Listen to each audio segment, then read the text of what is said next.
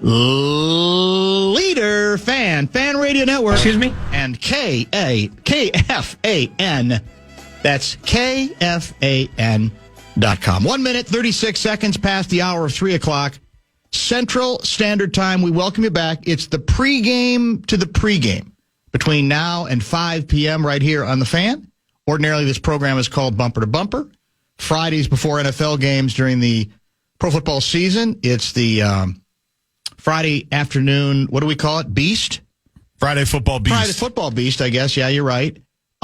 We kind of did a semi-Beast Friday, but we figured we'd extend it to today because today, of course, is game day. That's why we're done at 5 o'clock. Vikings Football Sunday, Monday night edition will take over at that point. Ben Gessling will file a live report from the People's Stadium. I'm assuming, maybe not. Maybe he doesn't get there that early.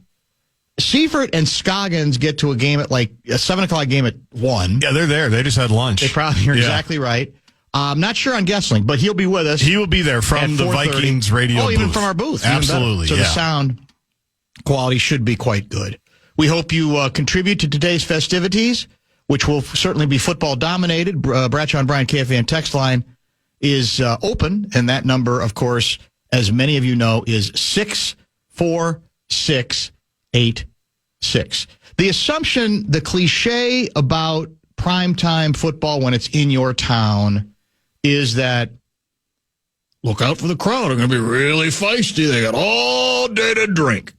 And it sounds cool to say, and I guess there's some truth to it, but is it as true as we like to believe? Because we want to think, going to be crazy tonight, man. All the crazies are going to be out. It's going to be out of hand.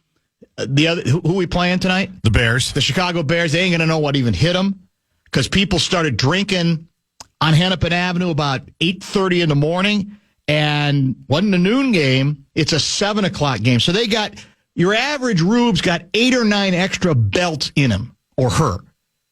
We want to believe it because, again, it adds to the sense of what the atmospherics for tonight. But how much truth is there actually to it in 2024? I think there's less truth now for the Monday night games. For the Sunday night games, I think there might be more to it because you have all day. Theoretically, most people on Mondays are working, at least some, right? That's true. And so, or you've got something after work or after school, and you got to get home. far enough from Christmas that I wouldn't think that many people are already off for holiday. Probably not. Yeah. I remember as a kid before Sunday night football was a thing. Monday night football, just going in the Guard family seats. Oh, good for us. Mm-hmm. Monday nights definitely felt a lot drunker than the Sunday nooners. In terms of what you observed around you. Yes, specifically the 4 people or 6 people that sat directly in front of us. That I have burned images of my mind as a young Guardsy of how drunk they would get. Let me throw a wrinkle into this. And it's 2024, right? For a few more weeks. Is it possible that it's not going to be necessarily that there's that many people who are that drunker? It's going to be just as likely that they're that much higher. Yeah. There's definitely a gummy quotient. Extra time for the dope. Yeah. However you use your dope. Yep. However you could obviously you can ingest it, you can smoke it. I don't know. I don't know if time of day matters so much anymore. No, probably doesn't. For the marijuana. Yeah. Well, but I'm saying you got more time to do it. That's true. By that same there's more hours between the usual game time and that's a question for the audience. How many of you, when you show up at a ball game, are high? Forget drunk for the moment. How many of you are high? And how discernible inside the People's Stadium is marijuana smoke on a given game? And dare I say it again, especially a night game? 64686. Have you smelled it a lot of places, you said? Yeah. But I don't remember if you said you've smelled it in the People's Stadium. Have you? Probably. I'm not like noting it anymore like you used to because it is so omnipresent. So I'm trying to think off the top of my head, maybe, but I don't remember a specific instance. But you'd be foolish to think it wasn't going on. If more people got high instead of drunk at the average game, by definition, would that lessen the number of fights that tend to break out for stupid reasons, during games? You would think so, but I'm not sure. You would think, logically, because it's supposed to be a chill. Because we like to think it makes you less combative. Mm-hmm. I just got that bleep-eating grin on your face a little bit, right?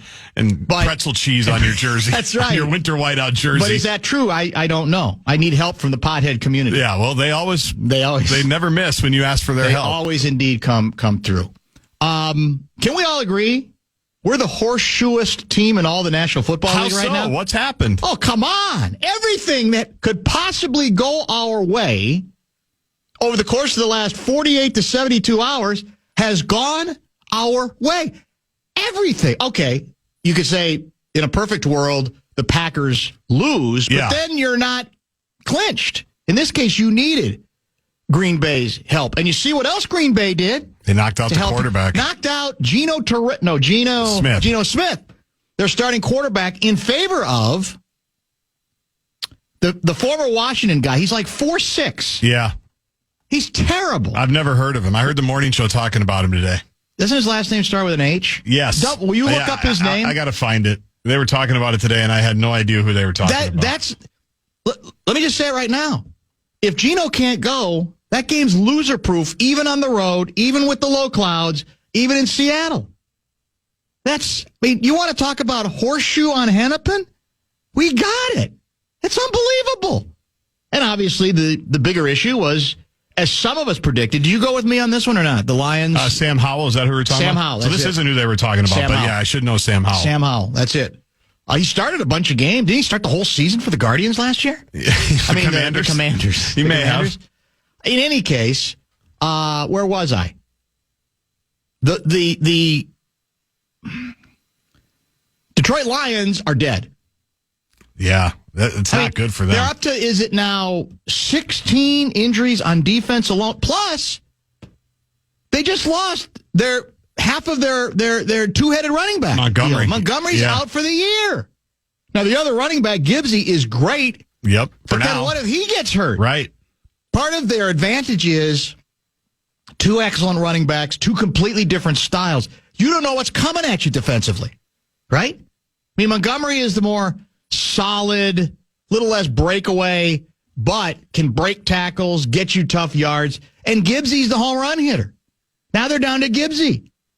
And they got beaten, I think, a little bit more soundly than the final score indicated by the Buffalo Bills. Did you go along with me on that game? I did pick Buffalo to beat the Lions. I did. We all did. We all went with that one? Yes, okay. We all three. The only thing where any of us differed is I believed in the Seahawks, and Gerby and you did not. Yeah. So Gerby's going to jump me now. That's it. And you are within a game of me now. We now, as most of you know, it's up to us. We, quote unquote, control our own football destiny for the 2024 season. Now, it is, I guess, fair to say that even though there's definitely a horseshoe on Hennepin, and I only picked that street because I'm looking for alliteration, even though it's not that close to the People's Stadium. Is there a street closer to the People's Stadium that is an H word? With an H? No, I'm thinking of Chicago, thinking of Portland. Horseshoe on Humphrey. The Humphrey Horseshoe. Well, is there a street around there still named after Hubert? Or because the Dome was, obviously, the Metrodome, but that's gone. Hubert H. Humphrey Metrodome once upon a time. Isn't it Bud Grant Way now? Yeah, I think you're right. I thought it was Bud Grant Way. Did Hubert get anything? He deserves something. Yeah. Distinguished politician, for sure. In any case, here's where, I guess this is the rub. The rub is, after tonight, our schedule is considerably more challenging than that of the Detroit Lions. So this horseshoe thing is all built on the assumption that we're going to run the table going into that last game of the season in Detroit, right? Yeah. But we've got, well, now I would say one losable game. I just don't think, like I said, if Geno's out, and I don't know that he is, but he looked pretty injured. He was bitter, too. And by the way, he's had some moments, but man, he's a pick six, not a pick six. He's an interception machine in the red zone. Right. And he had another bad one yesterday. In any case, that game is certainly winnable now that we got the horseshoe. But next week, it's Green Bay coming in here. I didn't realize I offended some sensibilities yesterday, tweeting out a belief that the Packers might be the most dangerous team in the NFC. I saw that. And I think I meant it. It might have been recency bias. But some people took it personally. Well, they love their team here, Dan. I guess they do. I guess what I'm saying is that ain't going to be an easy game. And that could be where you stub your toe. And if you stub your toe there, then because you look at Detroit, I think Detroit has the Bears rematch, and they've got San Francisco. Now, the Niners are, you could say they still got some ability, but might they be eliminated by then? They're on the cusp. They're not really under playoff consideration much at this point, right? So, it could be a challenging game. But then again, I guess you could say, and here's where the horseshoes are our way. We're virtually injury-free except for the Hall of Fame cornerback. What's his name? Gilmore? Gilmore. Yeah. Who's, I think, out again for tonight. I think that's true. Which is not helpful. And of course, in fairness, we did lose our starting left tackle. That should not be forgotten, Darisaw. And the quarterback we thought was better than Sam Darnold. Well, yeah, that's true too. No, but Darisaw is the big one. But they've got, it's got to be unprecedented. It's crazy. And it is up to 16 now. And it might even be more when you factor in some people from earlier in the season that aren't even part of it. It's insane. Just on defense, it's insanity. It's just insanity. Whatever horseshoe they had is now gone. Well, it's just ability now. You can see now they've got to win 52-50. It's crazy. That's where they're at, and they almost pulled it off. But again, Buffalo. I tell you what, too, man. I've not always been a fan of the Buffalo quarterback. What's his name? Josh Allen. Because he struck me as a guy who makes a lot of circus plays, but then you get to the nitty gritty, and then he doesn't. He does something stupid. It's pretty gritty now. He looks awfully good right now. With how much great? Didn't they get rid of like 15 players, including Diggsy, and he looks like he's got that Jedi Knight thing going for him now, where he's making it is Mahomes like plays where he had that one play where he rolled right to get out of trouble, and then just sort of stood there. I'm thinking you're going to get crushed or you're going to end up out of bounds. And he still just perfectly lofted the ball to a receiver. Those are the kind of plays. They call them off script. You can schedule. use that if you'd like. That kind of make you think that they might have something special going. He's my MVP front runner right now. Although, I got Barkley. I got Saquon right with him. Who might be dealing with something, a little injury. He's got an injury? Yeah, I saw that headline yesterday. Well, there's another horseshoe for us. Everybody in the conference is going to be injured or dead by the time we get to the postseason. Can we just get through tonight first before we start talking about loser-proof? Let's review it tomorrow. Tonight is loser-proof, and you know it. But Josh Allen is so dominant that Dan Campbell, everyone's favorite coach, basically had to throw the white flag up and go, we have to do an onside kick here. With 8 minutes to go. It was like 12. Was it 12? It was 10. It was more, but it was a lot. It was a lot. But most people are defending him and going, well, yeah. He couldn't get a stop. They had to try to steal a possession somewhere, and they almost got it. If that guy doesn't make a great play to get it, whoever almost housed it, it would have been a genius play. But that was him saying, what else am I supposed to do? Yeah. Josh Allen has rendered my defense completely irrelevant and meaningless. We're the luckiest team in football right now? I don't mean that we've been lucky in winning all of our games. I'm saying every prevailing wind is at our backs down Hennepin Avenue right now. Anything other than, and again, you can say, well, I don't want the Packers to win, but you're still ahead of the Packers anyway. By a couple games. And the Packers got you clinched as well, knocking out the quarterback who you were supposed to face the next week on the road, who's now dead. Hennepin is the best option, by the way, for the alliteration. I don't see any other H's anywhere near the People's Stadium.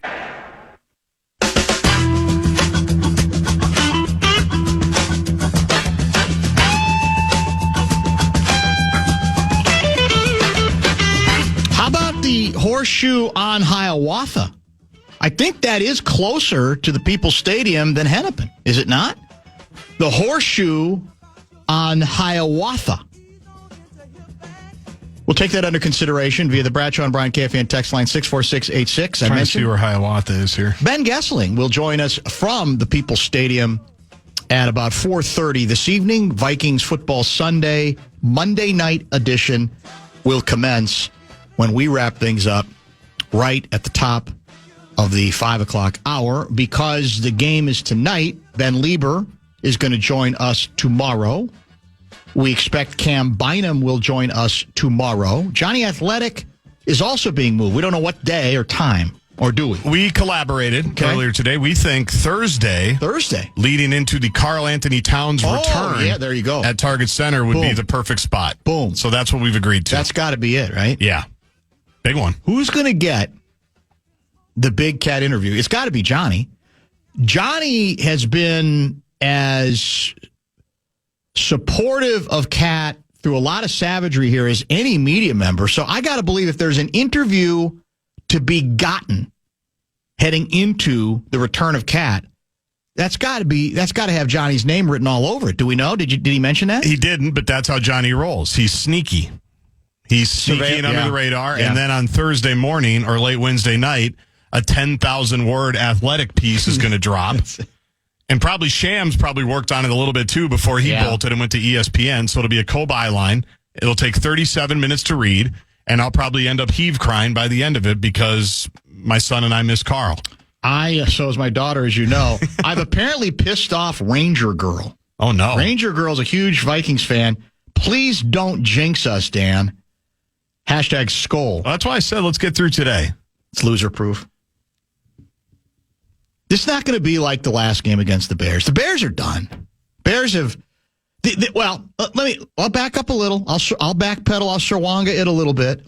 If the Vikings do really stupid things tonight, like suddenly turn the ball over 4 times, then weird things can happen. But barring that, I think the Bears last week signaled they're surrendering. They know a new coach is coming. It's not going to be the interim. And no matter how much they might respect him, and I as I said again all week, the Bears probably did what they had to do in firing the head coach, Matt Eberflus. But they also, when they made that move, they fired their defensive coordinator, Matt Eberflus. Yeah. In other words, the guy who called the plays defensively, the formations. And he's a good defensive coach. And they look defensively beyond inept against a 49ers team that struggled to get, 6 points last week against the Rams. So I think this is I'll be shocked if the Vikings aren't in the 30s, and I wouldn't be surprised if they are in the 40s or 50s. Wow. 50 burger, as the kids say? Yeah. They're going to be able to, they're feeling pretty good about themselves offensively. They're going to be able to, I think, score at will. Now, maybe, the kid quarterback, Caleb Williams, has a few moments because he's capable. But I don't see this being all that close. And that's what you want if you don't want to mess with them. You don't want to keep them interested, or you don't want to get them reinterested if they start the game prepared to go belly up and curl up in the fetal position. The line continuing to crawl up towards your Minnesota Vikings. I think we had it at 6.5. Is it up to 10 now? No, but it's at 7. Yeah. And I think that might be where it ended on Friday because Gerby mentioned that as well. But that's a healthy Do you know spread. what's going to be fascinating? I know, we're not supposed to look ahead, but we're not playing. So we're allowed to do that. I wonder what the spread when the Packers come to town was going to look like. Yeah. Just wondering. I don't know. It'll be closer than most Vikings fans think. I think it might be like Vikings by 1.5. I think that's about right. Yeah. That's what it's going to look like. I agree with you. Disrespectful in a way because right now we're 2 games better, right? The Packers, don't they have 4 losses? I think they have 4 losses after their heartbreaking loss to Detroit. Game they could have won as well and didn't. They're 10-4. They're 10-4, and what are we? 11-2. 11-2. 11-2. She's right. You're jingling us, plus you are giving locker room fodder to the opposing teams. I know Thomas Brown listens on iHeartRadio. I was going to say, I don't think they're podcasting this show live. I could be wrong. I mean, maybe Courtney Cronin on the way to the stadium is listening and might, drop some of this information, but I doubt. I really don't think we have that kind of power or that kind of influence, but I could be incorrect. You know who I think in town? You know who I should text? I think Robert Smith's in town. I saw a tweet from him yesterday. It was a shot of the skyline. Oh, yeah. Coming from the south, almost like he was coming from the airport or something. Yep. That means he's in town. We haven't had him on in a while. Maybe I'll text him, and if we're lucky, we get maybe 10 minutes with him on the way to the ballpark. Although, a lot of times on game day, he has great responsibility. You saw who's blowing the horn tonight. You want to talk about bringing an energy and a voltage? How about that? Your guy. Joe Mauer. The baby Jesus, Joe Mauer, will be doing it tonight. Think about it. Will this be his first horn blowing since being named to the Hall? I would think it'd have to have been. Or is this his first horn blowing period? He had to have been invited at some point to blow the horn, I would imagine. Although we didn't really have we used to have the horn on the field, I think, at the Dome, didn't we? I don't even remember. But when you think Monday Night Voltage, he's going to come out on that stage to get the crowd fired up, you think Joe? Yeah, but he's not going to work the crowd. No, that's what I mean. I think it's going to be the most boring Gallahorn ever. Like you asked, is it going to be and this is no disrespect to Joe. We love Joe. He is himself. He's an unbelievable player, great person. We get it. But when I'm thinking like Monday night energy, I'm thinking when Jamie Erdahl almost fell off by the horn, which came flying out and jumping and going crazy, or when Kirk O'Chains, our old quarterback, took his shirt off. I'm interested to see how Joe plays it, although I know how he's going to.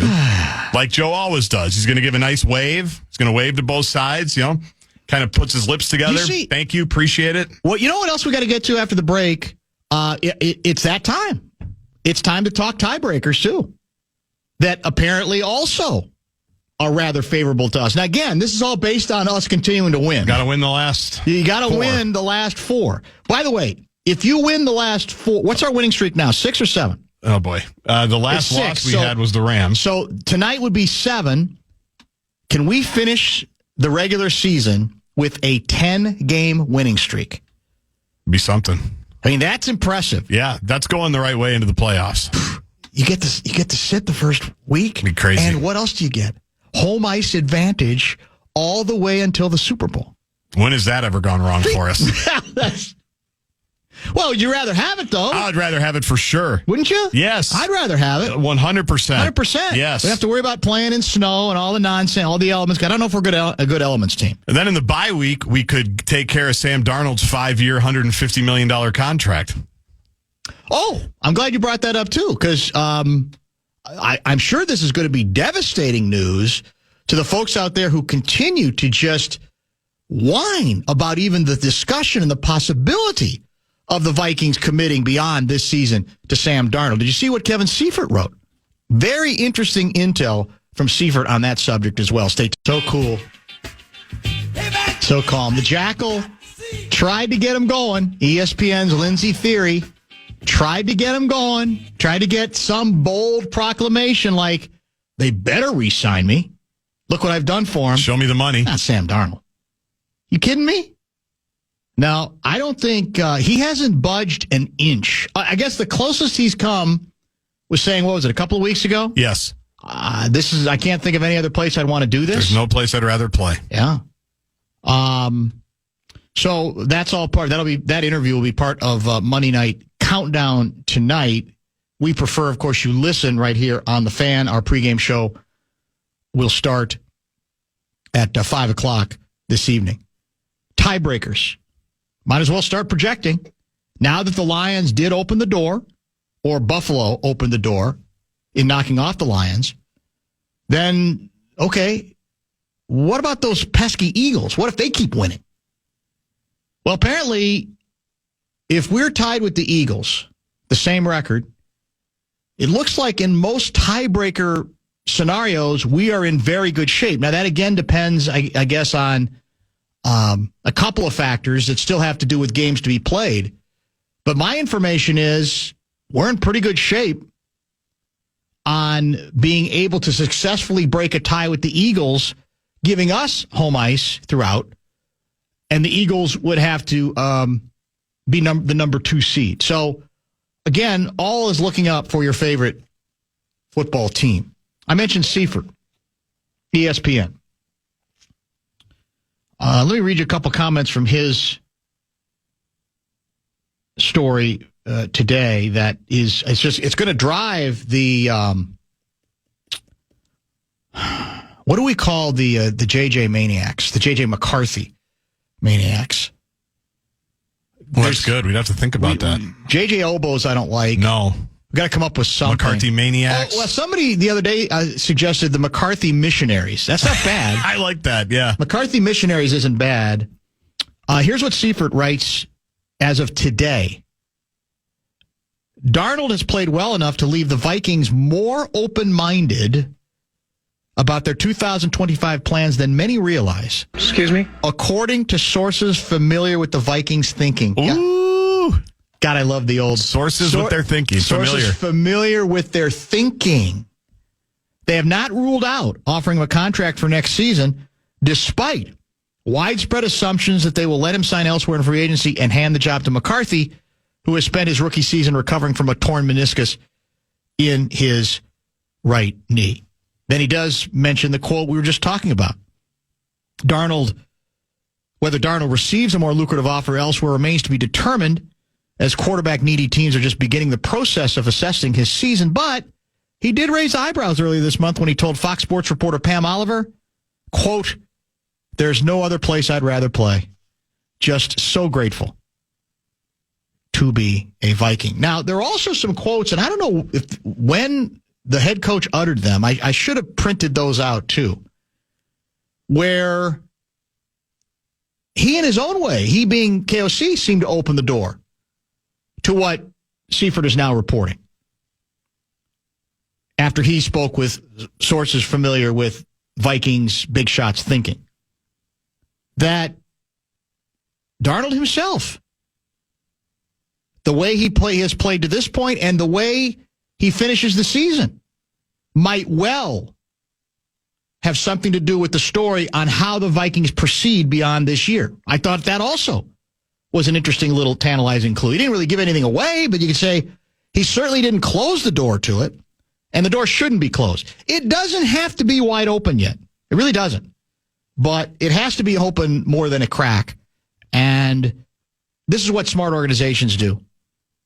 They, no matter what plan they have in place, they compromise or they improvise on the basis of new information that they might not have been able to see coming. Now, the one X factor we discussed yesterday, I want to get your view on this. I did discuss it on sermons, and I think you and I got into this a little bit late last week. There's a part of me that says the challenge for a quarterback in Darnold's position is how badly does he want to mess around with losing organizations who are desperate to give him the kind of money that would change his life, obviously. Do you really want to risk that to go to, let's say, the Raiders or to the Giants or back to the Jets, whatever the case may be? But there is an X factor here that has been proposed by a few people. What about the 49ers?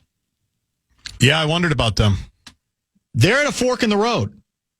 They've got to decide whether they want to give the big money to Purdy, or would they say, hey, it's just not working out with him, or he's reached his limit, and we did like Darnold. We helped, we helped maybe remake his approach at the quarterback position a year ago. Now, I think there's a lot of people who would say, well, if you can go to the 49ers organization, that's pretty stable, right? What? NFC title games, was it 4 of the last 5 years going into, they're not going to probably this season, but they've been very good. So, Vikings are insane if they don't sign Darnold. What a fantastic backup to JJ. That might be a McCarthy missionary or somebody having a little bit of fun with the bit, either one. So we'll see. But I think that's the first time I've read any of the reporters suggest that within the organization, there's a willingness to say we might have to rethink the plan. And again, the key word is might. That's the beauty of this thing. You don't have to make any decisions today about any of it. You can say, we got a lot of interesting, tantalizing evidence. Let's see how we close. In the old days of a 16-game schedule, we would still have, including tonight's game, a quarter of the season yet to go. That's right? true, yeah. I can do that math. 4 out of 16 is a quarter, isn't it? It is. So that's plenty of football to be played, and against good teams. Now, based on what's left of the Detroit defense, you think Darnold should be able to score 70 against the Lions in Detroit. What's the date of that last game? That's after Christmas, right? It's in the New Year. Yeah, I think it's the 5th. I think they settled on the Sunday. It was one of those TBAs before, because it could be either Saturday or Sunday. I think they settled on the Sunday. We could go McCarthyism. Also, that's not a bad one either. Has it been long enough? McCarthy missionary. Probably hasn't. To rename it? Probably hasn't been. You're probably right. Very, very true, Davey. Bradshaw and Bryan KFAN text line is open. It is 64686. I have not studied the. Can you see if the Bears? Because one of the questions for the Bears was whether their starting running back Swift was going to be available. I think he was listed as questionable. They're thin because their number 2 running back's out with a concussion, Roschon Johnson. So if Swift can't go, they got trouble at the running back position. And I don't know about any other significant Bears injuries at this point. I mean, you can make the argument, obviously, that what do they care at this point? They can play loosey-goosey. No one expects them to do anything, and they just sort of go out and have some fun. That sounds good in theory, but you got to play competently. And as I mentioned, there was really nothing competent. Really, it's the first time. If you go back over the Bears' scores this year, they haven't been blown out that much at all. This last game, they did. They got, what was the total? Wasn't it? Didn't they have like 4 yards? They had 4 yards total offense at the half when you factored in sacks. Yeah. 4 yards. It was something like 300-4. And again, the Niners are not a great offensive team at this point. That game was in San Francisco, I guess technically. Well, be careful with my math here, but they lost those 3 straight. They've lost 7 in a row, right? Mm-hmm. They lost those 3 straight divisional games: Packers, Vikings, and Lions. Packers they lost because if their field goal kicker couldn't get the ball over the front of the center of the line. Those 3 games they lost. They would have won that game by combined 7 points. Yes, that's true. Those 3 games, which is not a lot. They lost to us 3, Lions 3, and then the Packers 1. What if Stafford announces his retirement? Oh, Rams would be another interesting spot. Then Darnold would have to be interested in the Rams. Yes. That's where it gets, you could say, more challenging, potentially, for the purple. But you know how it doesn't have to be challenging at all? You chise him. You chise him. You just chise him. You franchise. You can't do nothing you can do. It's true. The Vikings hold a lot of cards, really, if they want to. Yeah, and I don't care about hurting feelings. Not show friends. Zero about hurting feelings. None. Now, the question, though, is that not collaborative enough for KOC? Will he be able to sleep at night? Or will we find out even KOC goes, you kidding me? We're going to do what we got to do. The collaborative killer. The collaborative killer, yeah. We call him the collaborative killer. It would be very different then, wouldn't it? Yes. I think he'd sleep just fine, KOC. Or are we all underrating the quarterback whisperer that he'd be able, let's just say for the sake of discussion, that JJ is not ready for the start of the season. Is he just as capable of, okay, we did it with Darnold, we'll do it with Danny Dimes. By the end of the season, Danny Dimes. People will be clamoring for, I never thought Danny Dimes could be redeemed, but he was redeemed in Minnesota. Maybe that's the way the Vikings are going to think. Who were the evangelicals or the preachers that you would come up and you'd be blind, and then you'd come up? Faith healers? Faith healers. Faith healers, yeah. That's basically, I think, where KOC is close. Now. We've been saying that he's a quarterback redeemer, and you go there and you're redeemed, but he's people that had lost their sight. They come up to the stage, and KOC does a few things, and the next thing you know, they can see again. That's what KOC is doing. Pretty close to that. Did you hear what Darnold, you read the Seifert story, so I'm sure you saw this part. What Darnold is doing for JJ? You want to talk about collaboration? No, I didn't read that part. I must have skimmed through it. Apparently, during practice, has some sort of camera on his helmet that then can simulate a virtual reality. So JJ can actually watch the play from Darnold's eyes and dissect it. So it's like he's getting those mental reps. Is marijuana involved? With JJ, I rule nothing out. He's got a little A-Raj to him. He might. But I thought that was kind of cool. Now, I'm guessing a lot of quarterbacks would do it, is throw this on so the backup can also get some stuff. But that's what they're doing with JJ, is everything that Darnold's been seeing in practice, apparently JJ can also download and watch it. That's interesting. That's the type of quarterback room that we have, Dan. Well, again, we have this, I think, for the McCarthy missionaries, the projecting that goes on is, well, we got a taste of them in preseason. We saw what he can do in college. Sky's the limit, and you see no warts on his game. And he may not have any. It may he ends up being a top 10 all-time quarterback. But he hasn't done anything yet. And that has to be at least factored into this mix. It must be part of the discussion. It can't be held against him, but you'd be foolhardy to look at the body of work from Darnold and say, all right, we're taking all this down, and let's see where this thing goes. I would say this again to the McCarthy missionaries. This is a wonderful position for a quarterback-poor team to be in.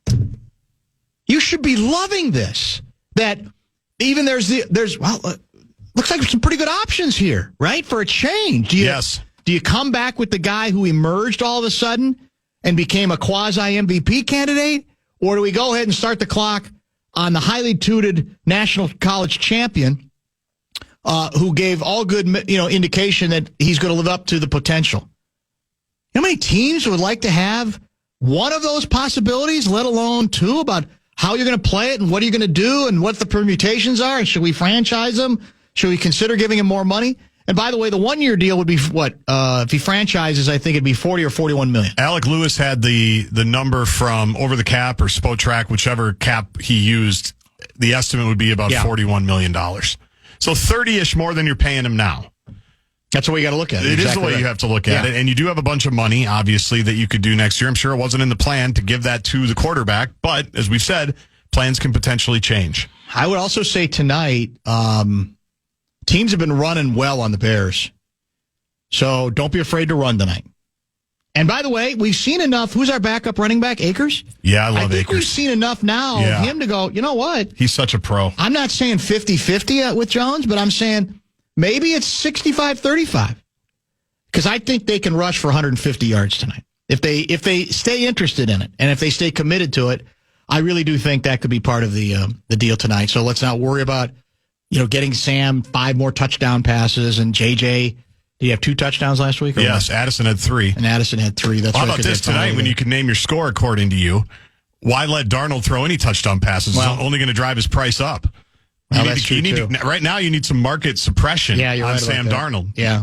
You need to maybe hide him a little bit the last 3 or 4 weeks before. Never thought it would come to that, but think about it. Apparently right. You don't want those touchdown numbers climbing. That's only going to hurt you in the long run. You think Jimmy Sexton, his agent's going to let that thing slide? Probably not. I'm looking for NFL standings right now. I want to check a couple things in the National Football Conference. So the Eagles are sitting at 12-2. Commanders are 9-5. Yeah. Now they held on. They ended up winning. Was it over the Saints? Saints. You saw what they did. They cut it to 20-19 and went for 2. They went for the win. Why not? And didn't make it. So Rams are now tied with the Seahawks. They're dangerous, by the way. I don't want to mess. I know. They're looking dangerous right now. I agree with you on the Rams. I wouldn't want to mess with them. It's a cliched thing to say right now, but I think it's true. They're running well. Yeah. 8-6. Seahawks 8-6. Cardinals 7-7. Niners 6-8. Lions obviously 12-2, but decimated by injury. Did their head coach, did Campbell basically confirm that I wasn't trying to be, Riverboat Ron. I wasn't trying to be the gambler with the early onside kick. I wasn't trying to show how smart I am. I literally had no faith that our defense was going to be able to stop them. That's pretty much what he said. That? Yeah. That's pretty much what he said, if I heard him correctly. I still wouldn't have done it. Because all it takes is one time holding him to 3 and out. That's all it takes is one. Even if you haven't been doing it, and I know it's easy to say because of what ended up happening. The ball gets returned to the 5-yard line. I told you, right? Didn't I? I think I told you this before. Jay Barreiro and I, in 1969, go to see the 1-13 Bears. That was in a 14-game season. Play the Atlanta Falcons in Atlanta. We were living in Chattanooga, so it's drivable. Chance to see the Monsters of the Midway, even though they stunk. In fact, it turned out that was that was Brian Piccolo's last game, as it turns out. Well, the Bears, I think they ended up losing that game 48-31, something like that. Well, they kept scoring, but then is the old deal, we can't stop them, and we got to get the ball back. So they try an onside kick, and Atlanta returns it for a touchdown. Yeah. A touchdown. Now, that happens, I think, more often now, but then it was the first time it had happened in 30 years. I said, well, that's why you're 1-13. And then you had to drive back to Chattanooga. We had to drive back to Chattanooga. The lost years. It's awful. That's tough. The problem with doing the onside kick nowadays, as my mother-in-law would say nowadays, yes, is that you have to declare it. You know, it'd be cooler if you could do the old Sean Payton Changes bit. Everything. It really does, because it obviously lets the other team set up for it. In all seriousness, with that much time left, you do have the chance because I think most other teams, no, they ain't going to do it this early. Even Dan Campbell, we don't have to really probably. So you're exactly right. It takes away. I'd go back to the old kickoff. Even if it ends up being, touchback after touch. This is just for that reason. It's very just goofy. So the onside kick can be an element of surprise, which it no longer can be. I think at minimum, they need to go back to you don't have to declare the onside kick. I'm fine if you want to keep the goofy kickoff that they do now that's still kind of confusing. I still don't necessarily understand it. But the onside kick, it's there for a reason. It's supposed to be there, especially if you can do the surprise one, which, again, doesn't happen very often in the history of sports. But when it does, it's epic. And they've taken that away from them. How about this idea, Dan? You trade J.J. McCarthy for a ton of picks, use Sammy Darnold, and then when J.J. doesn't work out wherever else he goes, you get him back for pennies on the dollar, and KOC redeems him. So is that like a 6-year plan? That's like next level. That's right? some chess. That's like 3-dimensional chess or something. It's not even regular chess. And we do need picks because we've traded away a lot of them, but we still don't love how our GM drafts. We don't. I love how he finds people in free agency. I think he's absolutely elite at that. Can't argue with it. Look at the defense. Look at the quarterback this year. He's good with the known commodities, no pun intended, because that's, as you may have heard, what he did before he got into football. But him with a bunch of picks, that kind of worries me. Tampa Bay's going to win the NFC South, too. Are they? Well, they're in great shape. Yeah, they were dead. Column. They were dead and buried. And speaking about redeemed quarterbacks, did you see what he did yesterday? They destroyed Jim Harbaugh in Los Angeles. I think they scored 40.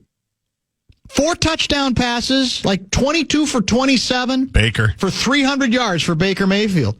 4 touchdowns. Yeah. 4 touchdowns, yep. Okay. Yeah. 1 interception, which with Baker you'll take. Usually it's 4 touchdowns, 3 picks. It's true. And remember, he had to take that Southwest Airlines flight to get to that game when he played for the Rams, right? He played for the Rams for like one random Thursday night or whatever it was that got his career back on track. It's a good story. It is. It's undeniably a good story. And the belief is Darnold would make more than Mayfield did in terms of a longer-term contract. Yep. But again, that's why we got the ace in the hole, baby, the franchise tag. Well, it's true. And are we seeing the future? Is Baker Mayfield showing us the Sam Darnold future in a way? Because he has not. It wasn't like he had one really good, revival season and then disappeared. He's been pretty solid. Yeah. Yeah. All right, let's make this the top of the hour pause. Ben Gessling will join us from the People's Stadium. About 30 minutes. We'll get an injury update from him on a number of players and give us his thoughts. Because I think he, like me, picked this game as a pretty comfortable Vikings victory. And we'll get into more details on what he is thinking about, especially in the wake of the Horseshoe on Hiawatha. Everything pretty much going the Vikings' way. As we talked about Friday, it could be a great Sunday for Vikings fans. Yes, it's hard to root for the Packers to win, but the Packers winning knocked or basically propelled officially, mathematically, the Vikings clinching a playoff spot. It was inevitable, but it allowed them to clinch it. And they knocked out Seattle's number 1 quarterback, that's big news, given, of course, the Vikings are going to Seattle next week. Lions not only lost, they lost 4 more players. They're grabbing people off the streets. They're asking retired players to come back. They're doing anything. I mean, they're that desperate at this point. They're probably talking to some Arena League players. You have to. Yeah. Looking at practice squads. And not only on defense, they lost their number 1 running back. Montgomery's done for the season as well. Now, they have another great one, but that very much changes the way they play as well. So, yeah, it's officially Horseshoe on Hiawatha edition of the Bumper to Bumper program. Your Vikings club having a lot of really, really favorable things happen to them and for them. Will they spit the bit tonight? I don't see it. You going to do a quick top 5 at 5? You want to? Yeah. Top 4 at 4? Oh, yeah. What am I talking about? It's 3:57. I'm thinking it's 4:57. The show's been moving fast, but we're out at 5. Yeah, we don't really need to do it. We'll get to a couple sports headlines. Okay. I do want to run up one other story that I spent more than a minute or two on yesterday. It's got to be the Caitlin Clark thing, right? That's it. I'm glad you saw that. I almost lost my mind with it yesterday, and I still don't think I'm done.